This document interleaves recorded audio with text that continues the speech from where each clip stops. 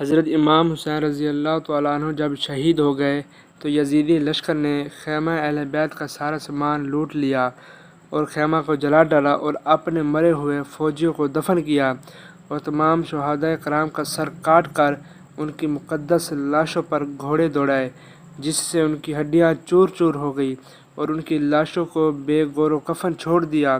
اور تمام شہدائے کرام کے سروں کو نیزوں پر چڑھا کر کربلا سے کوفے اور دمشق تک گشت کیا۔ پھر عبید اللہ بن زیاد نے کوفے کے دارالحکومت کو آراستہ کیا اور دربار عام منعقد کر کے حضرت امام پاک کے سر انور کو اپنے تخت کے نیچے رکھا اور بے ادبی کی۔ پھر شمر مردود کے ساتھ ان مقدس سروں کو یزید ناپاک کے پاس دمشق بھیج دیا۔ یزید ناپاک نے سر مبارک اور اہل بیت اطہار کو حضرت امام زین العابدین رضی اللہ تعالیٰ عنہ کے ساتھ مدینہ منورہ روانہ کیا، اور حضرت امام حسین رضی اللہ تعالیٰ عنہ کا سر انور حضرت سیدہ فاطمہ الزہرا رضی اللہ تعالیٰ عنہ کے پہلو میں یا امام حسن رضی اللہ تعالیٰ عنہ کے پہلو میں مدفون ہوا۔